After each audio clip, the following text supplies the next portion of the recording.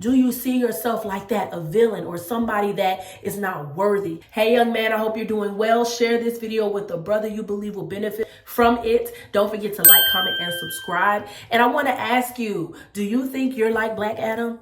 Would you consider yourself like Black Adam? I went to go see Black Adam featuring The Rock, and I was blown away by the production value, the visual effects, the special effects, the way the movie was put together.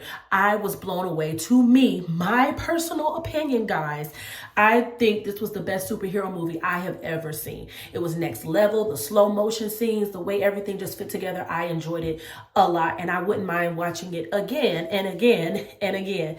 I just wanted to tell you the story of Black Adam is simple. Most superhero movies are kind of typical, starts off with a quirky person or just a guy that's just regular, and then some freak accident happens to him and he inherits these powers, and then he basically learns how to adapt with those powers and realizes, oh, I can use these powers for good. And so that's how he becomes a superhero. He saves people, the community. There's also a love story in there, and so it works out like that. But this superhero movie was a little bit different because Black Adam was both the villain and the hero at the same time. Black Adam himself did not think that he was a hero. A lot of the people around him was convinced that he was a hero and wanted him to use his powers to help bring order to the current society, to his community.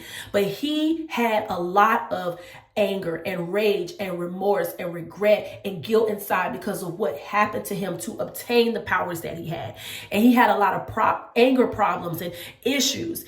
And he didn't see himself as a hero. He didn't see himself the way everybody else saw him. So as the movie progresses, he basically kind of just goes through this whole thing of discovering and accepting who he is and the gift that he has, and believing that he can use it for the betterment of society.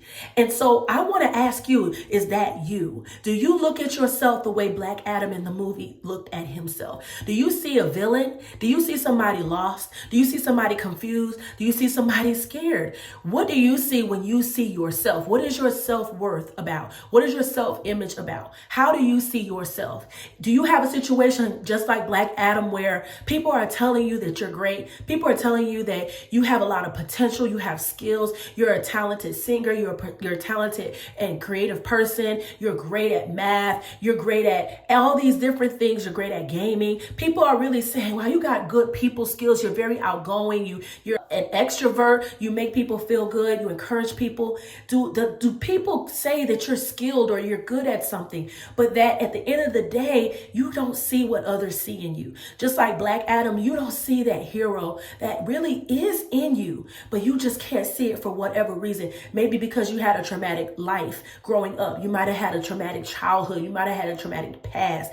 You may have had people who have been two-faced, and you don't know if what the compliments that people are giving you currently are real or coming from a real place. Whatever the issue is, do you see yourself like that, a villain or somebody that is not worthy, like others would think that you are? See, others are saying that you are doing something great, that you have potential, but you yourself, you can't come to that conclusion for whatever reason.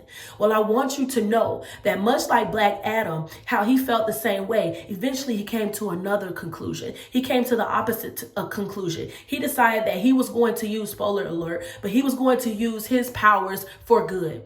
And that's usually what makes a good superhero movie anyways. These people discovering that they can use their abilities, talents, and skills for the betterment of their society and community, right?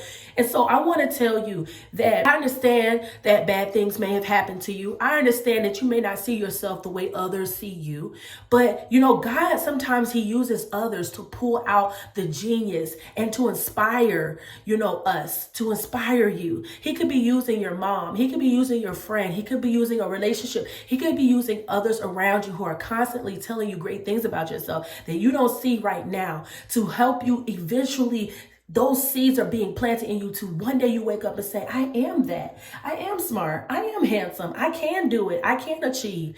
I am a good encourager. I am a good talker. I am skilled in math. I am skilled in this. I am skilled in that. I am a potential good business person. One day I will be a CEO. Like, Take a look at what people are complimenting you on. You know, it's so funny. A lot of young men are purposeless. They don't have purpose today. They don't have purpose. You got society telling them that men and toxic and being masculine and traditional masculinity is bad. You got all these things going on with a lot of you young men. I heard someone say one of the ways to know your purpose is, what do people compliment you on the most? What do people always say about you the most? That can lead you in a direction to finding your purpose. So if you are a young man who is purposeless, meaning you don't know what your purpose, why you're on this earth, why God put you here, then think about the things that people have complimented you on consistently. What's that consistent thing or things, those consistent things that people are always saying, man, you are good at this. Wow, you really make me feel, a certain way. Like, you really make me feel uplifted when I come around you. You are so funny. You're always cracking jokes. Whatever it is that people are saying about you consistently, take note of that, because that is a part of connecting what your purpose is. So young man, at the end of the day, Black Adam came to the point where he realized, you know what? I'm not my past. I'm not who I thought I was. I'm not this crazy villain, but I am someone that is worthy. I was chosen. I was given these powers for a reason, and I need to use them for good. And so I want to tell you, you are not dumb. You're not stupid. You're not lonely, because God is always there. And he made you in his image. So you are already a superhero. That's number one. But number two, the gifts and the skills and the talents and the things that he has put in you, and what he's using other people to encourage you about and uplift you about. Those things, pay attention to it, because he put them in you for a reason, so that one day something will grow. A seed will be planted, is planted, but it will grow eventually. It will grow eventually. So young man, don't give up. Don't give up. Don't think that you're like Black Adam, just nothing, worthless, a villain, just an angry person. No, get to the root of that. Why do you feel that way? Get to the root of that rejection. But also realize that God is putting people around you to point out what he's put in you, to point out those skills, to point out those talents. And they are for a reason. They are to help somebody. They are to help your community, your nation, your family.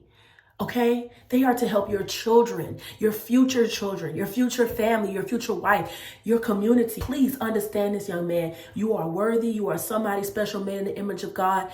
And don't think of yourself as a villain, but think of yourself as someone who is searching, someone that has potential, but I just haven't come to where I need to get yet to find out exactly what it is, but I'm on a journey and I'm searching. And that is good, because Matthew 6:33 says, seek first the kingdom of God and his righteousness, and all will be added to you. So really what you should do is seek God.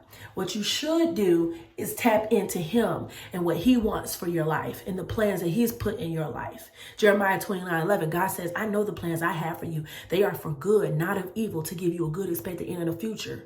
Okay? Hope in the future. And so there is hope. There is something for you to do. So pay attention to what people are saying. They are calling out that genius. They are calling out that creativity. They are calling out that leadership. Those things that people are saying about you that are positive, that are good, about your personality or about your skills, and you don't see that in yourself, pay attention, because God is using them to say something to you. Jesus loves you, and so do I. Bye.